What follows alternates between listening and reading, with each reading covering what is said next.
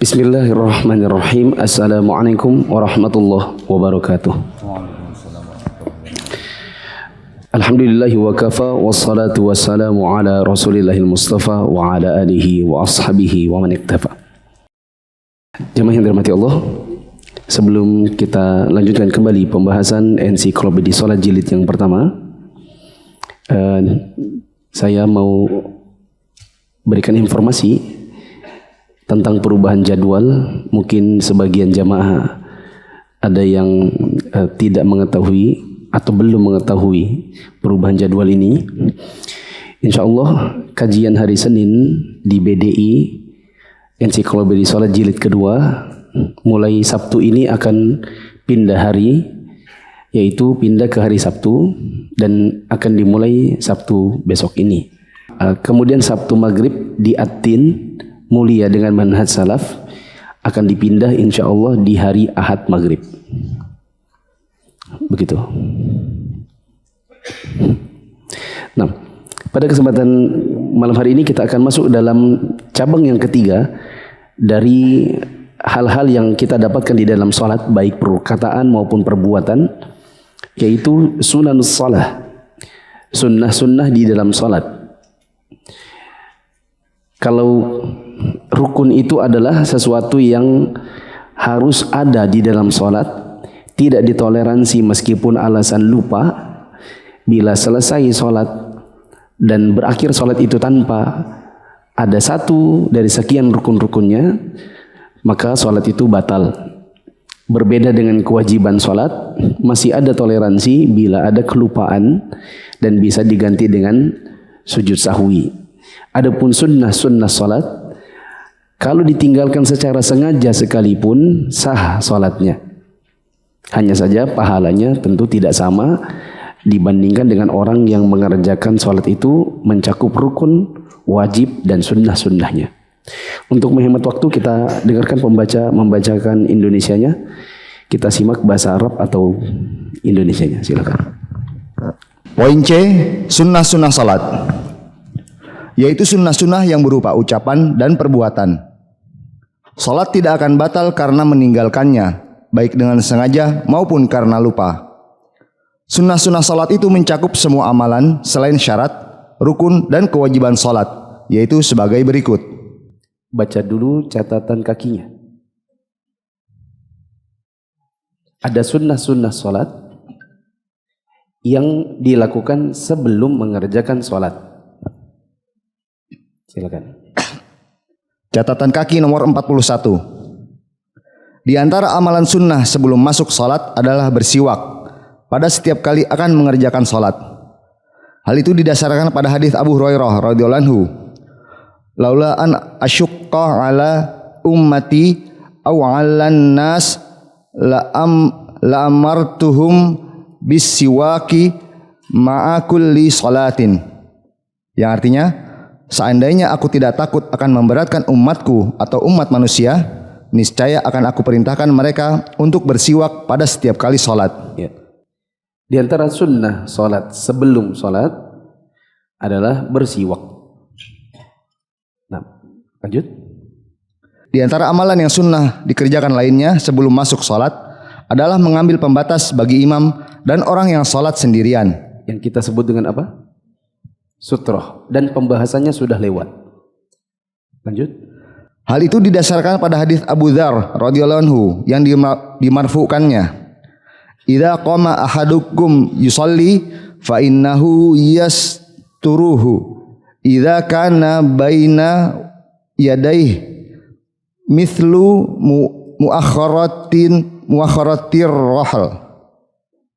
Yang artinya, jika salah seorang di antara kalian hendak mengerjakan salat, sesungguhnya dia telah diberi batasan kalau di hadapannya terdapat semacam bagian belakang pelana.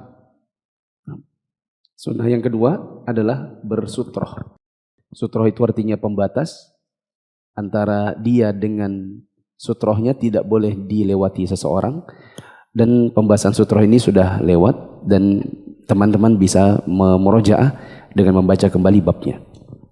Sekarang yang inti yaitu sunnah-sunnah di dalam sholat. Mulai dari nomor 1. Yang pertama adalah mengangkat kedua tangan sejajar dengan kedua pundak atau kedua telinga saat takbiratul ihram dan saat ruku, bangkit dari ruku dan saat berdiri dari tasyahud pertama. Ya. Angkat tangannya yang dimaksud. Ada bacaannya, maka ini wajib. Takbiratul ihram rukun. Ini yang dimaksud adalah angkat tangannya. Lanjut. Hal itu didasarkan pada hadis Abdullah bin Umar radhiyallahu anhu. Juga didasarkan pada hadis Malik bin Al-Huwairits radhiyallahu anhu. Yang kedua, meletakkan tangan kanan di atas tangan kiri di atas dada. Yang demikian itu didasarkan pada hadis Wa'il radhiyallahu anhu. Juga didasarkan pada hadis Sahal radhiyallahu anhu. Itulah kenapa dalam pertemuan yang lalu dan pertemuan sebelumnya saya sebutkan kalau ada orang masbuk cuma sekedar Allahu Akbar takbiratul ihram langsung ruku atau langsung sujud, dia tidak sedekap dulu, itu tidak apa-apa karena sedekap hukumnya sunnah. Lanjut. Yang ketiga, memandang tempat sujud di dalam salat. Ketiga, an-nazar ila mawdhi'is sujudi fi shalah.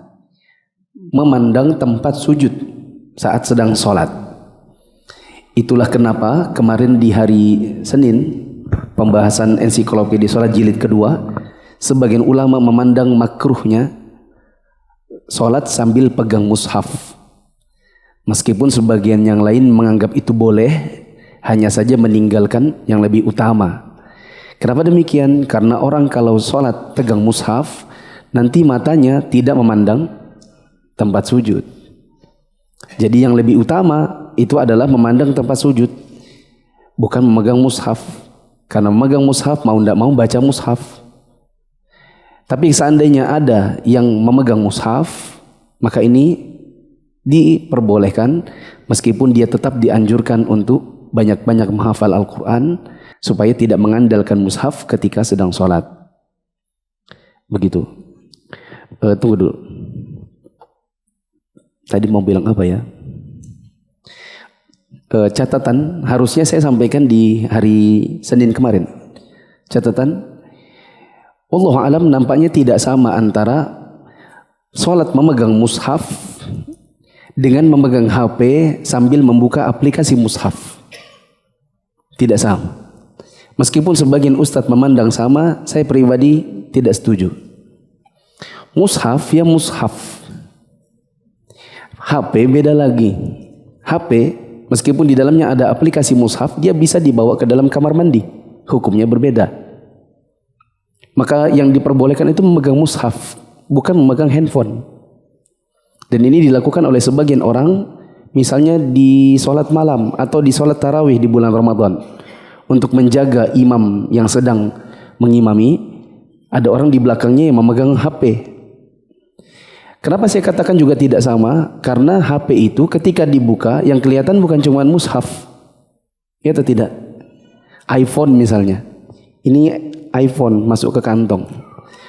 Ghairil maghdubi alaihim waladdallin. Amin. Mau mulai ini imamnya baca lagi, kita harus buka. Pertama harus pencet tombol. Harus pencet home. Kalau lupa silent bunyi lagi dah, celak. Belum lagi lihat jamnya di atas jamnya. Kan di atas handphone ada jam. Belum lagi lupa matikan data, muncul WhatsApp-nya. Kalau terpencet WhatsApp-nya, keluar tuh pesannya. Jadi akhirnya saya katakan tidak bisa sama antara handphone dengan mushaf yang kita gunakan. Boleh diberi catatan di poin 3. Catatan di poin 3. Sebagian ulama memperbolehkan tidak memandang tempat sujud, tetapi pandangan diangkat sedikit. Seperti Syekh Utsaimin, beliau memandang bahwa melihat ke tempat sujud itu bukanlah keharusan. Artinya mata itu boleh naik sedikit. Maka kalau kita dapati ada imam-imam yang terekam mengimami sholat dan ada kamera yang menyoroti dia, kita lihat kok matanya kadang-kadang hadap depan, kok tidak hadap bawah. maka pendapat yang benar itu sebenarnya juga diperbolehkan. Meskipun kalau kita ingin lebih khusyuk, itu memandang tempat sujud. Tapi apakah memandang tempat sujud juga pasti khusyuk? Tidak juga. Karena ada sebagian karpet, yang karpet itu kalau kita perhatikan betul-betul, banyak ornamennya yang membuat justru tidak khusyuk. Akhirnya, wallahu alam, sebagaimana kata Syekh Utsaimin, ini al-amr sahal atau al-amr wasi'. Masalahnya itu luas. Jangan terlalu jangan terlalu mentok hanya dengan tempat sujud. Seandainya pun matanya mengangkat sedikit, maka itu juga boleh. Lanjut.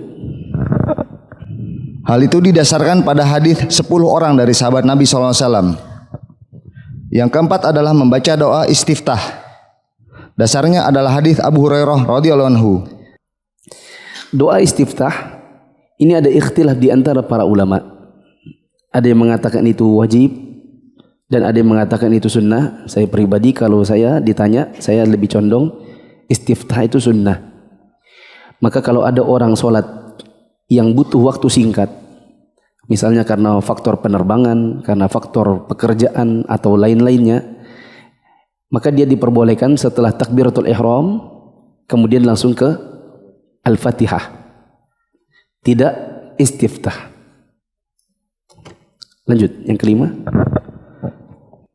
Yang kelima, membaca ta'awudz atau memohon perlindungan kepada Allah dari syaitan. Ini juga sunnah. Maka kalau ada orang langsung ke Al-Fatihah, boleh. Hal itu didasarkan pada ayat Al-Quran dan juga hadis Abu Sa'id radhiyallahu anhu. Ya. Ayatnya apa? Fa idza qara'tal Qur'ana fasta'idz billahi minasyaitonir rajim. Jika kamu hendak membaca Al-Quran, diantaranya adalah Al-Fatihah yang akan dibaca di dalam salat, maka memohonlah terlebih dahulu perlindungan kepada Allah dari syaitan yang terkutuk. Yang keenam. Yang keenam, membaca basmalah atau bismillahirrahmanirrahim. Maka kalau dia mau langsung Al-Fatihah, boleh. Berarti takbiratul ihram langsung alhamdulillahirabbil alamin. Kecuali bagi orang yang memandang bahwa basmalah itu ayat satunya Al-Fatihah. Ya, saya recap berarti. Terburu-buru, mepet waktu, tapi harus sholat sekarang juga. Maka setelah takbiratul ihram tidak iftitah atau tidak istiftah, tidak ta'awudz, tapi langsung apa? Al-Fatihah.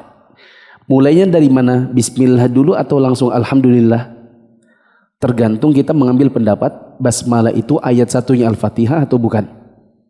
Kalau kita mengikuti pendapat ulama yang mengatakan basmalah itu ayat satu Al-Fatihah, berarti baca bismillah dulu. Kalau kita mengikuti pendapat yang mengatakan basmalah itu bukan ayat Al-Fatihah, berarti langsung alhamdulillahirabbil alamin. Kalau mau aman, maka bismillah dulu. 7.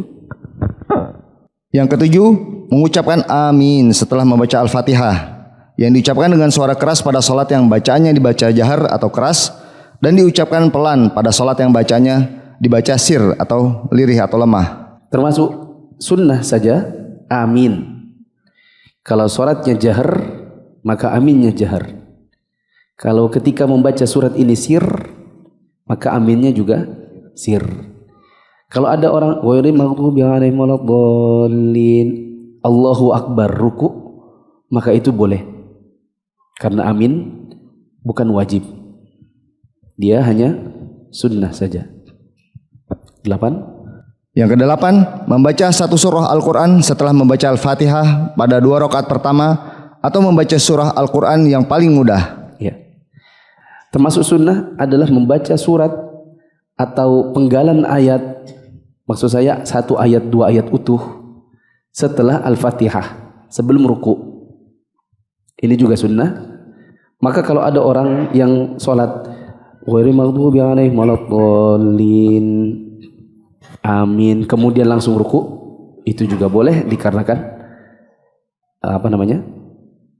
surat atau ayat setelah Al-Fatihah itu hanya sunnah. 9. Yang kesembilan, membaca bacaan yaitu Al-Fatihah dan surah Al-Quran dengan jahar pada sholat yang bacaannya dibaca jahar. Hal itu didasarkan pada hadis Jubair bin Mut'im radhiyallahu anhu, juga didasarkan pada hadis-hadis lainnya. Ya. Kalau sholatnya jahar, maka Al-Fatihahnya dibaca jahar, ini sunnah. Maka kalau ada orang mengerjakan sholat yang biasanya jahar, ternyata Al-Fatihahnya sir, maka sholatnya sah. Misalnya maghrib tapi tidak bersuara, misalnya karena sholat sendiri terlambat. Orang sudah selesai maghrib, kemudian dia baru datang. Dia sholat di belakang. Dia malu. Anggap saja dia baru masuk Islam tadi siang. Dia nggak ngeh kalau ini ada sholat maghrib. Temannya bilang, kamu mana? Di jalan, kenapa? Lah aku tunggu di masjid, tidak muncul. Loh, ada apa sih? Lah ini sholat maghrib. Namanya juga orang baru masuk Islam tadi siang, mungkin dia belum tahu. Dia segera pergi ke masjid. Begitu sampai di masjid, maghrib sudah selesai. Dia sholat di dekat tiang. Dia baru mengerti lagi bacaannya. Kalau dia mau keraskan suaranya, dia malu. Karena Al-Fatihah mungkin ayatnya masih terbolak-balik. Akhirnya dia sholatnya pelan-pelan. Atau mungkin dia cari temannya. Aku belum hafal Al-Fatihah, coba dibimbing dulu. Ya, akhirnya dibimbing, misalnya, kamu sholat sendiri ya. Aku bimbing dari belakang. Harusnya jahar atau biasanya jahar, maghribnya malah sir, maka sah sholatnya. 10. Ke-10, membaca bacaan yaitu Al-Fatihah dan surah Al-Quran dengan sir atau tidak terdengar pada sholat yang bacaannya dibaca sir. Sebaliknya, kebalikan dari nomor 9, sunnahnya adalah kalau memang sholat itu sholat sirriyah, maka Al-Fatihahnya sir juga. Tapi kalau ada orang zuhur asar kok keras suaranya, maka ini tidak mengapa. Biasanya ini dilakukan misalnya untuk mengajarkan seseorang. Meskipun kalau di zaman sekarang sebaiknya ini tidak dikerjakan bila khawatirnya nanti malah timbul fitnah. Ya. Ada seseorang zuhur kok keras, aliran mana lagi itu? Ya. Lanjut. Hal itu didasarkan pada hadis Khabbab radhiyallahu anhu dan bahwasanya mereka mengetahui bacaan Nabi SAW pada sholat zuhur dan asar melalui gerakan jenggot beliau. Nah, yang benar atau yang lebih sunnah, kalau sholatnya sirriyah, Al-Fatihahnya juga sirriyah. Tapi kalau dikeraskan dalam rangka pengajaran misalnya, maka boleh. Dari 1 sampai 10 ada pertanyaan.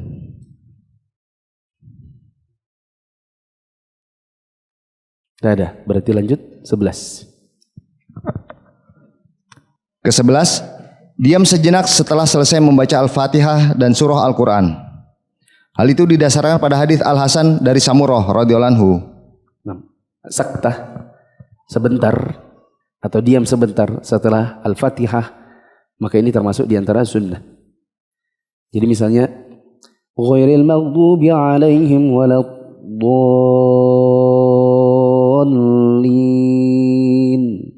Amin. Diam sebentar. Bukan amin. Ada sebagian imam, makmum masih amin, dia sudah baca juga. Waladdallin. Bismillahirrahmanirrahim, dia sudah lanjut. Lanjut.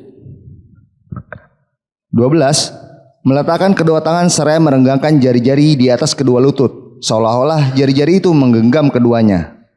Yang demikian itu didasarkan pada hadis Abu Hamid Al-Sa'idi radhiyallahu anhu. Yang benar apa? Abu Humaid. Sudah pernah dikoreksi dulu-dulu. Merenggangkan jari jemari di atas lutut manakala sedang ruku, ini juga termasuk sunnah. 13. Meluruskan punggung saat ruku, sehingga apabila dituangkan air di atasnya, air itu tidak akan mengalir jatuh karena benar-benar lurus, serta meletakkan kepala lurus dengan punggung. Ya, termasuk di antara sunnah, punggung diluruskan manakala sedang ruku. Namun Apabila ada orang yang tidak meluruskan punggung, maka ini dilihat beberapa keadaan. Pertama, memang bungkuk,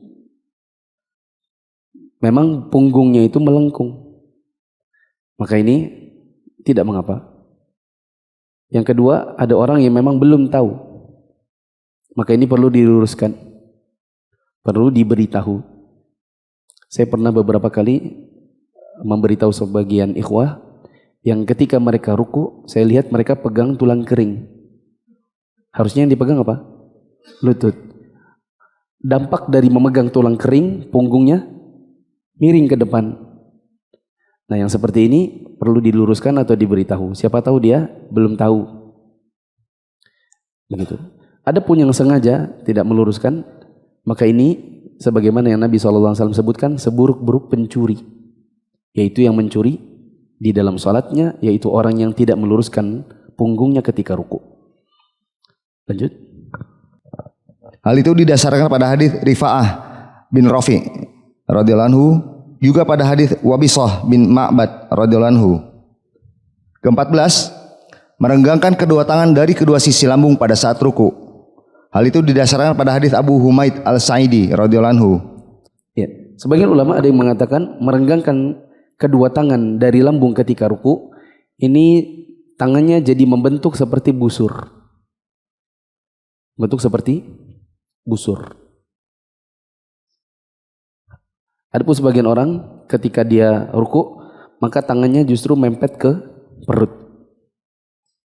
Yang lebih tepat, yang sunnah adalah dibuka sedikit hingga tangan itu membentuk seperti lengkungan busur. 15. Ke-15, membaca lebih dari satu tasbih pada saat ruku dan sujud. Hal itu didasarkan pada hadis Hudzaifah bin Al-Yaman radhiyallahu anhu. Ini sudah dicatat di minggu lalu. Ya atau tidak? Sudah lupa? Baru seminggu. Apa catatan minggu lalu? Minggu lalu dibuka di bagian tasbih. Apa catatannya? Yang wajib adalah 1 kali subhan rabbiyal azim, 1 kali subhan rabbiyal a'la. Itu yang wajib. Adapun mendua kalikannya, meniga kalikannya atau membaca lebih dari itu, hukumnya sunnah. Ini yang dimaksud di nomor 15. Tasbih 1 itu wajib dan lebihnya itu adalah sunnah. 16. Membaca lebih dari 1 kali dalam memohon maghfirah atau ampunan kepada Allah di antara 2 sujud. Waktu duduk di antara 2 sujud, kan kita membaca istighfar atau permohonan ampun. Seperti Allahumma gfirli warhamni wajiburni wahdini warzuqni. Atau yang pendek apa? Rabbighfirli, Rabbighfirli. Kalau 1 kali Rabbighfirli, insyaallah boleh. Di 2 kalikan, di 3 kalikan dan diperbanyak, insyaallah sunnah. 17. Yang ke-17, membaca mil as-samawati wa mil al-ardi wa mil ma syi'ta min syai'in ba'du. Yang artinya, sepenuh langit dan sepenuh bumi serta sepenuh apa yang engkau kehendaki sesudah itu. Serta bacaan Rabbana lakal hamd. Ya Rabb kami, segala puji hanya bagimu. Terus? Hal itu didasarkan pada hadis Abu Sa'id Al-Khudri radhiyallahu anhu. Ya. Bacaan mil as-samawati wa mil al-ardi dan seterusnya, Rabbana lakal hamdu, itu termasuk sunnah. Lanjut. Ke-18, meletakkan kedua lutut sebelum kedua tangannya ketika hendak sujud dan mengangkat kedua tangannya sebelum kedua lututnya ketika berdiri dari sujud. Hal ini didasarkan pada hadis Wa'il bin Hujr radhiyallahu anhu. Termasuk sunnah. Wad'ur rukbatayni qabla yadaini fi sujud. Meletakkan 2 lutut terlebih dahulu daripada 2 tangan waktu sujud, bagi yang berpendapat demikian. Bisa ditambahin catatannya di situ. Meletakkan apa tadi? Kedua lutut sebelum kedua tangan saat sujud. Beri catatan di situ, bagi yang meyakini demikian.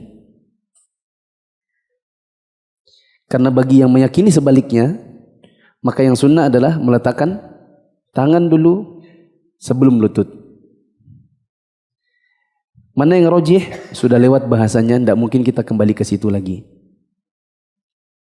Saya cuma pernah berpesan, kalau yakinnya tangan, maka tangan terus. Kalau yakinnya lutut duluan, maka lutut terus.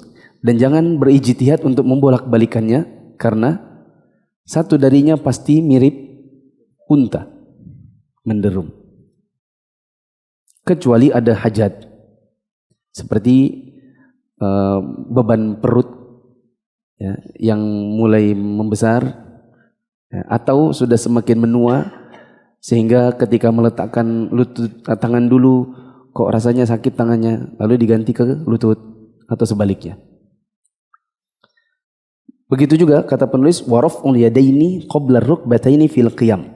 Mengangkat dua tangannya dulu baru lututnya saat sedang bangkit. Bagi yang meyakini demikian. Karena ada sebagian orang yang mengangkat lutut dulu baru tangan. Masih ingat? Saya kok masih ingat terus sudah lupa?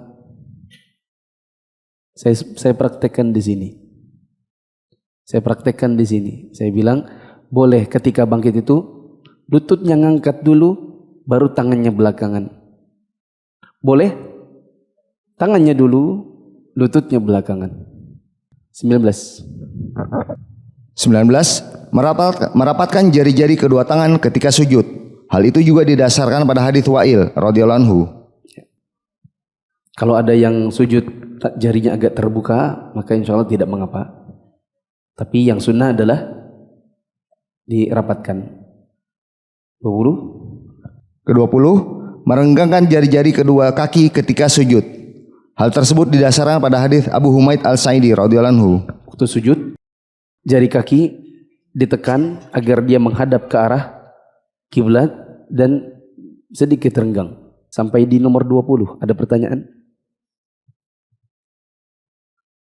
Antum minggu lalu dapat, nanti lupa. Dapat parfum atau fresh care ya?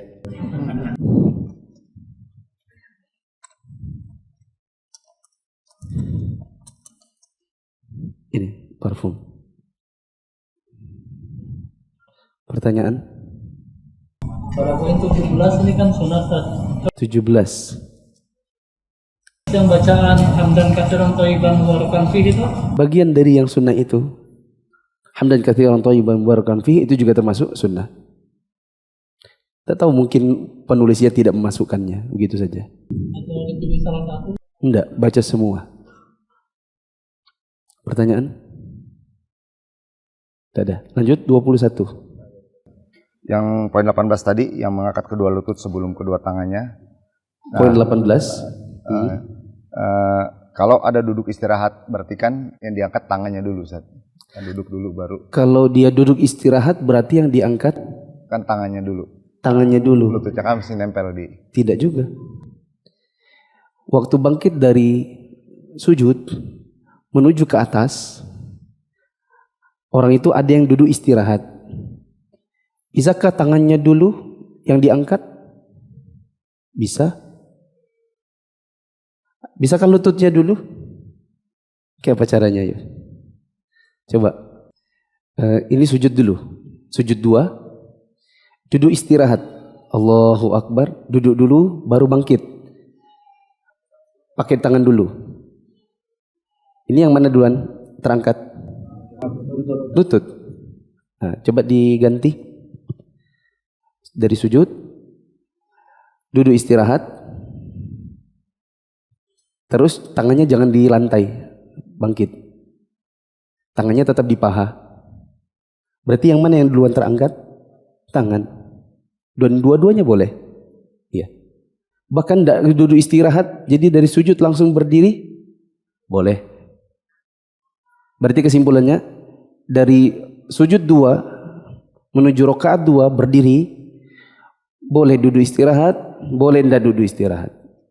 Waktu duduk istirahat, boleh tangannya dikembalikan ke lantai, lututnya ngangkat duluan, boleh juga tangannya di paha, terus lututnya diangkat tanpa tangan ke lantai kembali. Habis pertanyaan? 21. Ke-21, menghadapkan ujung jari-jari kedua tangan dan kaki ke kiblat pada saat sujud.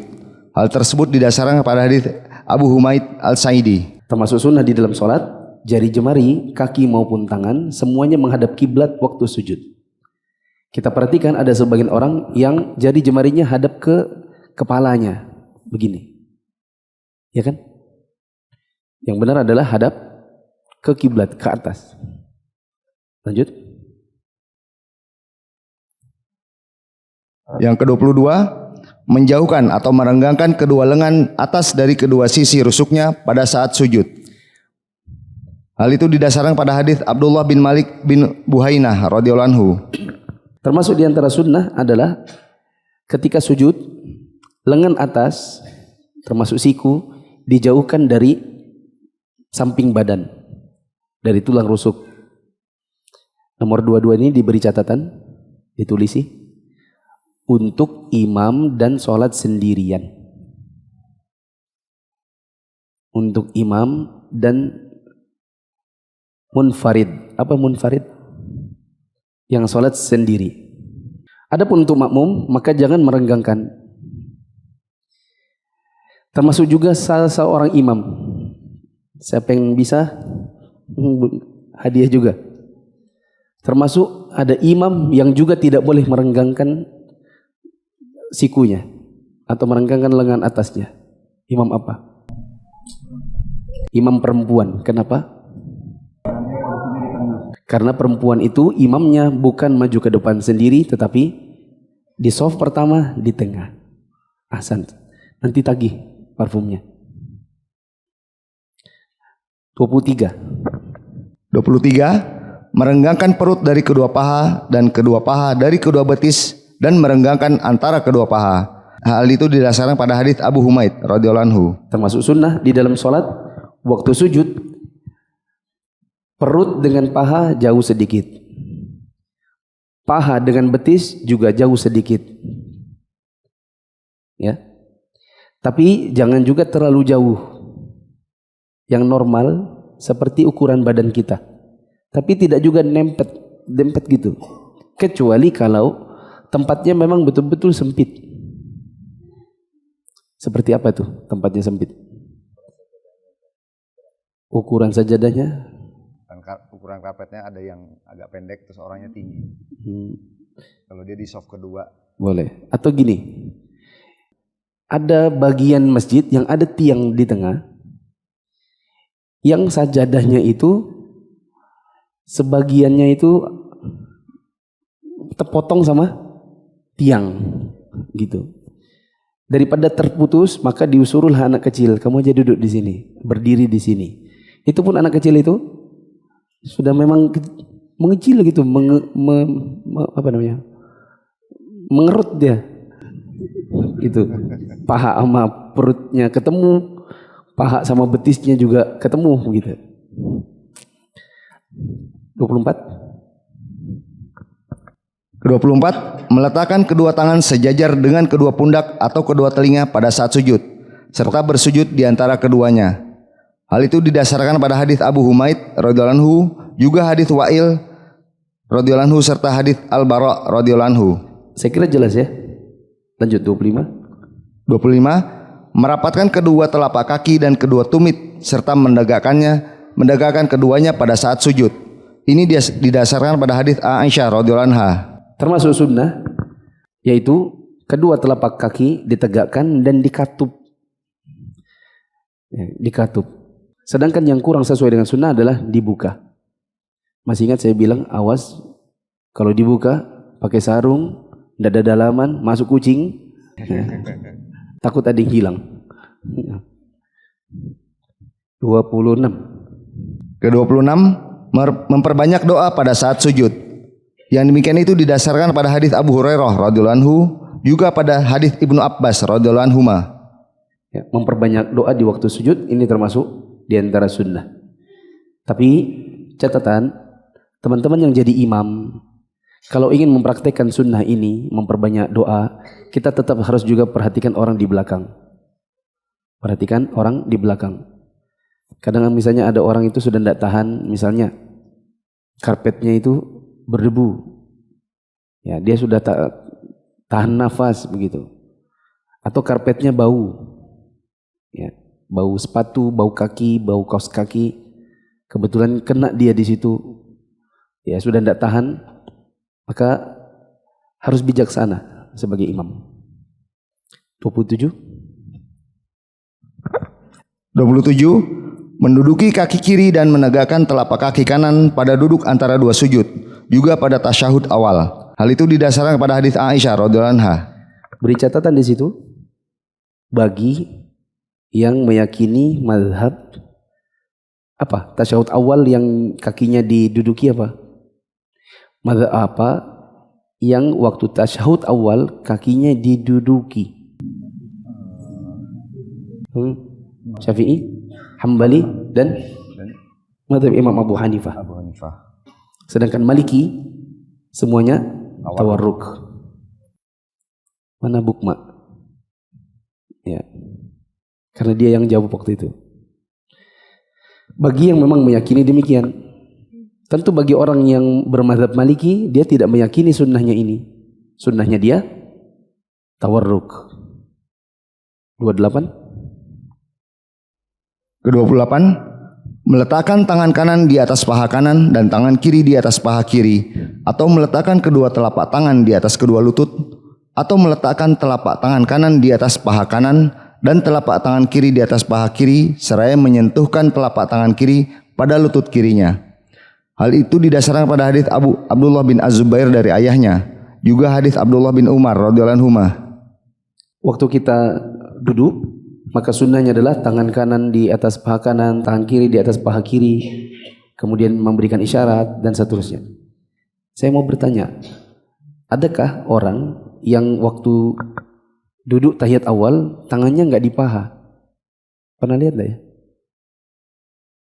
Enggak ya? Saya belum pernah lihat sih. Nah, berarti secara umum kaum muslimin sudah sesuai dengan sunnahnya. 29. Ke-29. Meletakkan kedua lengan di atas kedua paha pada saat tasyahud dan pada waktu duduk di antara dua sujud. Hal itu didasarkan pada hadis Wa'il bin Hujr radhiyallahu anhu. Lanjut 30. 30. Menggenggamkan jari kelingking dan jari manis tangan kanan dan membuat lingkaran antara ibu jari dengan jari tengah, serta menunjukkan jari telunjuk seraya menggerakkannya ke kiblat pada saat menyebut nama Allah dan pada saat berdoa. Hal itu didasarkan pada hadis Wa'il bin Hujr radhiyallahu anhu. Masih ingat bentuk tangan memberi isyarat? Ada berapa modelnya? 3, sebutkan. Genggam semua. Kemudian 35 apa 53? 53. Kayak apa 53? Begini. Ini 5. Ini 5. Ini 3. Ini 2, 3. Satu lagi. Masih ingat enggak yang dulu antum bilang, oh angka Arab kata antum. Ya kan? Satu lagi. Dengan jari manis. Yang ini digenggam, ini katup. Lihat. Bisa kelihatan. 1, 2, ininya genggam, ininya yang ngatup. 3 ini lepas semua. 6. Terus, adapun untuk memberikan isyarat dengan menggerakkan jari jemari, tahrik ini tergantung keyakinan.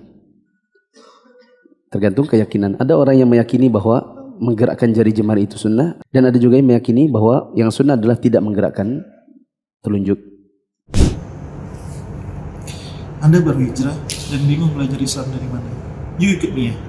Mufid Islamic Academy atau MIA adalah sebuah program pembelajaran Islam melalui pembahasan kitab-kitab para ulama yang dibahas secara terstruktur dan berjenjang. Untuk informasi lebih lanjut tentang pendaftaran, teman-teman bisa mengakses di media sosial Mufid TV Official, baik yang ada di Telegram, YouTube, Instagram, maupun di Facebook. Assalamualaikum warahmatullahi wabarakatuh.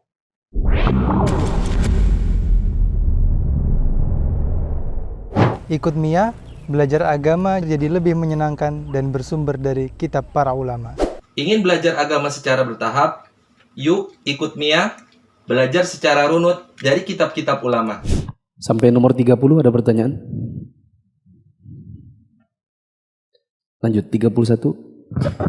31. Duduk istirahat sebelum berdiri menuju ke rakaat kedua dan rakaat keempat. Ya, ini bagi yang meyakini duduk istirahat adalah sunnah.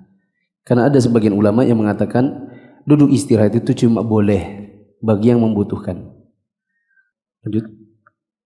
Hal tersebut didasarkan pada hadis Malik bin Huwairith radhiyallahu anhu, juga didasarkan pada hadis Abu Humaid Al-Sa'idi radhiyallahu anhu, juga pada hadis Abu Hurairah radhiyallahu anhu. 32. Duduk tawarruk pada tasyahud kedua. Bagi yang meyakini bahwa di tasyahud kedua duduknya tawarruk. Di tasyahud kedua duduknya tawarruk. Mazhab apa ini? Bukma. Mazhab Maliki. Terus? Hanya Malik?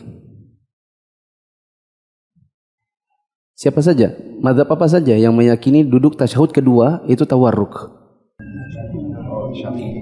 Syafi'i, Hambali, dan Maliki. Sedangkan mazhab Abu Hanifah semua duduk adalah iftirash.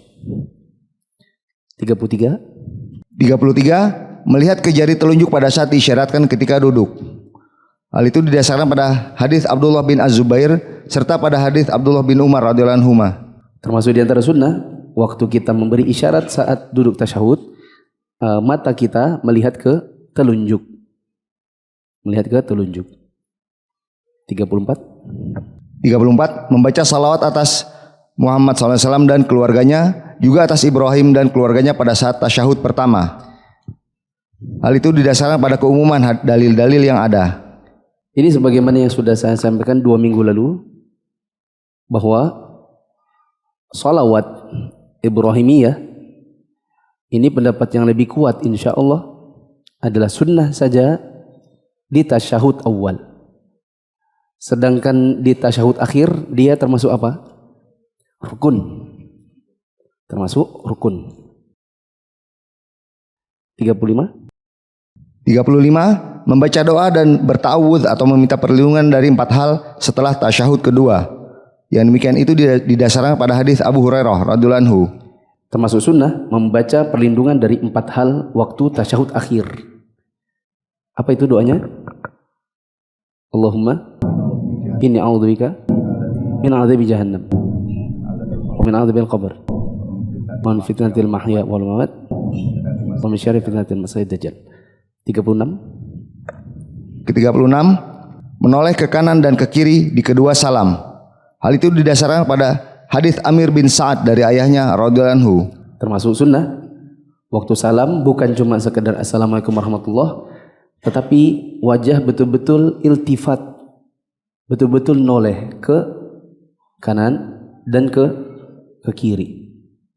Maka sebagian sahabat ada yang mengatakan, kami lihat Nabi menoleh ke kanan hingga kami melihat pipinya beliau yang putih. Beliau toleh ke kiri hingga kami melihat pipi kirinya yang putih. Yang terakhir, 37. 37. Berniat untuk keluar dari salat dengan selamat seraya mengucapkan salam kepada para malaikat dan hadirin. Yang demikian itu didasarkan pada dalil-dalil yang cukup banyak. Di antaranya adalah hadis Jabir bin Samurah radhiyallahu anhu yang di dalamnya disebutkan, yang artinya berdasarkan apa kalian menggerakkan tangan kalian dalam salat, seakan-akan tangan-tangan itu seperti ekor-ekor kuda yang selalu bergerak-gerak.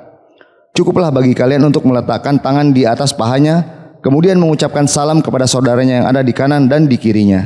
Nah. Wallahu a'lam, ditambah di nomor 38. 38. Termasuk di antara sunnah adalah salam kedua. Menurut sebagian ulama. Penulis buku ini meyakini bahwa salam kanan dan kiri dua-duanya rukun. Saya pribadi lebih condong pendapat yang rukun hanyalah salam 1. Sedangkan salam 2 hukumnya Sunnah saja karena ada riwayat Nabi SAW salam hanya 1 kali. Selesailah sunnah-sunnah salat. InsyaAllah di pertemuan yang akan datang hal-hal yang makruh dan membatalkan salat. Ada pertanyaan? Dari sini dulu.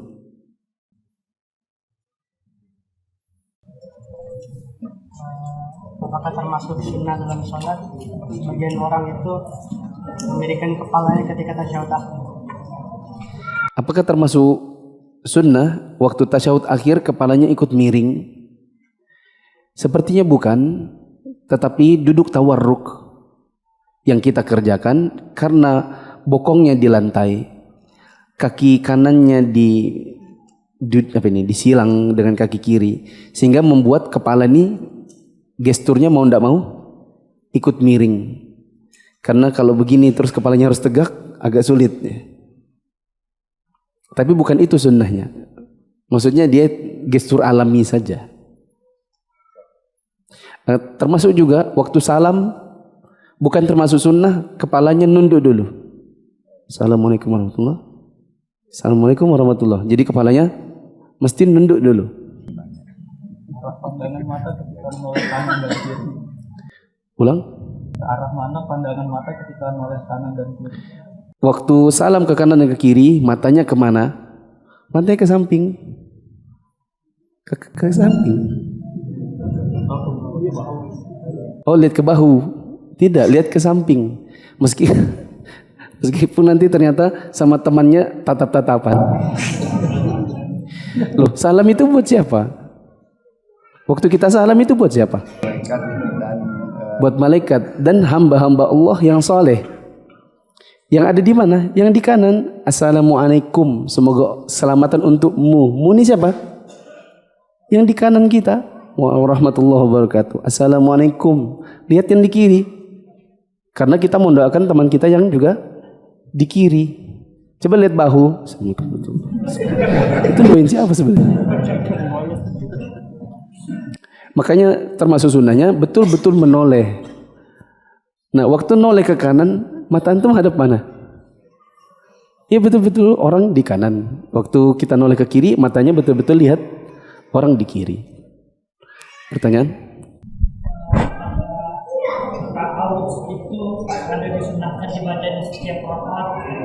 Apakah ta'awuz itu setiap rakaat atau cukup rakaat 1? Ada ikhtilaf ulama. Sebagian menganggap cukup rakaat 1 karena bacaan-bacaan setelahnya Al-Fatihah rakaat 2, Al-Fatihah rakaat 3, rakaat 4 itu adalah satu paket. Buktinya satu paket adalah kalau ada orang sholat isya rakaat keempat buang angin, dia harus ulang dari 1. Ya kan? Berarti isya itu rakaat 1, 2, 3, 4 itu satu paket. Karena batal di rakaat 4 setelah wudhu ngulangnya dari 1, bukan 4 saja. Berarti dia satu paket. Karena dia satu paket berarti ta'awuznya cukup yang bagian depan, dikarenakan 2, 3, 4 satu paket. Sebagian lagi mengatakan setiap rakaat. Insya Allah satu yang pertama saja sudah boleh. Ustaz izin tanya, misal kita sholat maghrib lupa baca Al-Fatihah dengan jahar, separuh Al-Fatihah baru ingat, apakah diulang dari ayat pertama ataukah lanjut saja? Jawabannya lanjut saja. Lanjut saja. Subhanakallahumma wa bihamdika asyhadu an la ilaha illa anta astaghfiruka wa atubu ilaik. Wassalamualaikum warahmatullahi wabarakatuh.